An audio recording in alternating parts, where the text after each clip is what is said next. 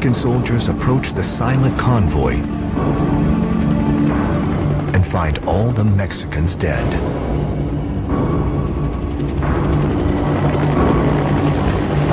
There is no time to investigate what killed the Mexican team, but ufologists have their theories.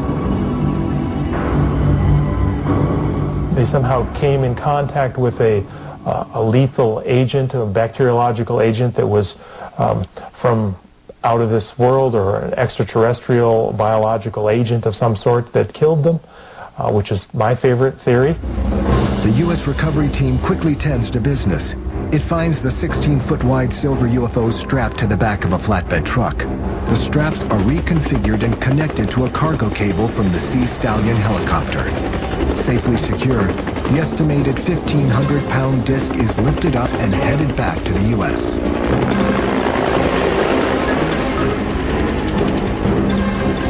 With the saucer gone, the team immediately turns their attention to the remaining evidence. The plane wreckage, vehicles from the convoy, and the Mexican team bodies are gathered. They gathered the debris, the bodies from the Mexican recovery team, and then they exploded them with high explosives. The reason why is to hide the evidence. Their work done, the recovery team heads back to base. Where the UFO was taken is unknown. Some have speculated Atlanta, Fort Bliss, or Wright-Patterson Air Force Base. It is an unprecedented event, and I think it's comparable to what happened in Roswell, New Mexico. If this 1974 UFO crash was real, there was no evidence to prove it. Only the passing down of the story from generation to generation kept the tale alive, but few took it seriously. That changed in 1991. That year, not one, not two, but dozens of UFO sightings are reported over Mexico.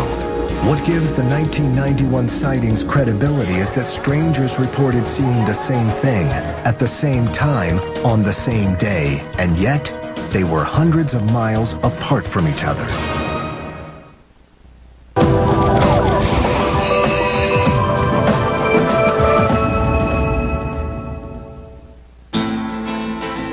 For over 3 decades, the Mexican desert is alleged to have been the site of an incredible tale. There were rumors since long ago that an object crashed in Mexico. An object entered our atmosphere through the United States, and it crashed with a small plane. For the last 2 decades, Mexico has witnessed UFO incidents that rival anything reported in the United States. Mexicans just needed one uniting event to keep their eyes focused to the sky. That happened in 1991.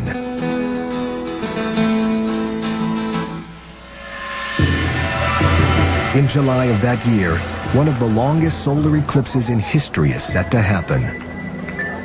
The total eclipse is visible only in a narrow corridor that includes central Mexico. A year in advance, all the Mexican people knew about the eclipse in '91. I mean, it was an event, it was a moment. All around Mexico, there were people waiting for the eclipse. It was an important eclipse because even though there had been other eclipses that had taken place until that day, they were not on the magnitude of that eclipse. Just after 1 p.m., the skies above Mexico darken. Astronomers adjust their telescopes. Millions gaze skyward. During 1991, consumer technology makes videos commonplace. On this day, many Mexicans use their cameras to capture the moon as it begins to pass in front of the sun. To their disbelief, they also capture something unexpected. It was a curious thing. During the eclipse, I heard some people who were around us saying, "Look, what is that there also?" Several people filmed and saw metallic objects that are clearly distinguished with the form of a cupola, and what is commonly called a flying object. In Mexico City,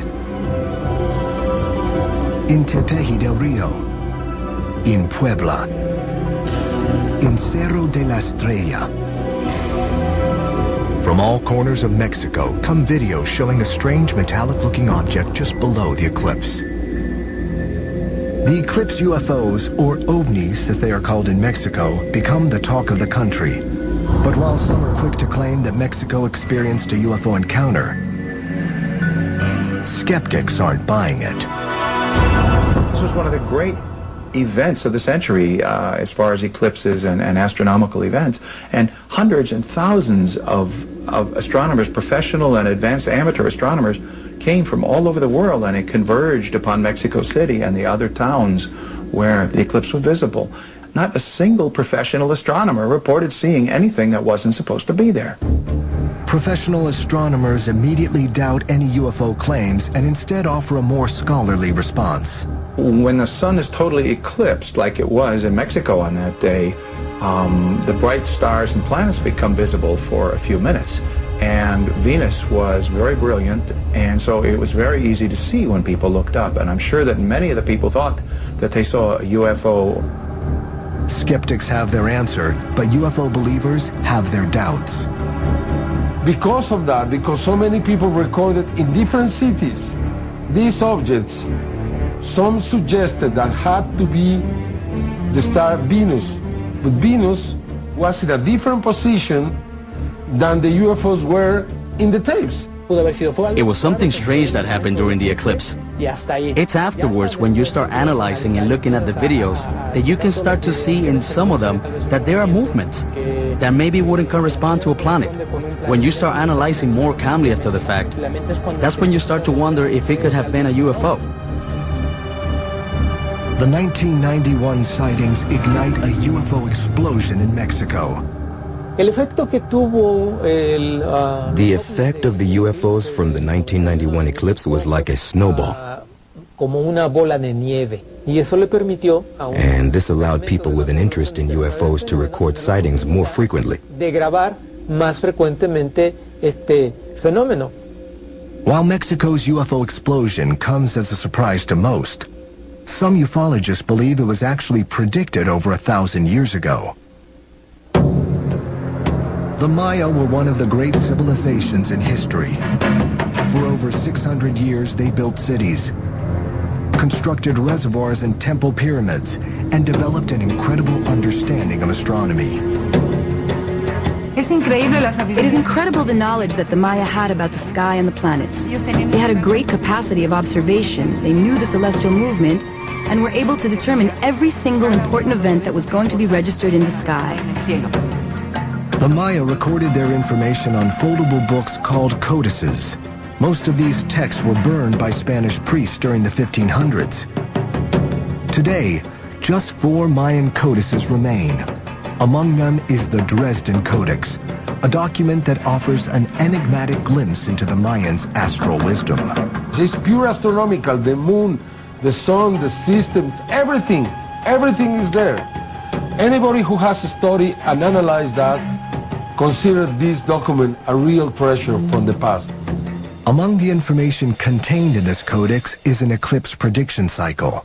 The eclipse of 1991 appears in the Dresden Codex. But did the Dresden Codex predict something more? In it, they talk about the meeting with the Brothers of the Stars, which in our language we call extraterrestrials. When I read this, after receiving all these videos, that struck me, that really affected me, because it's like if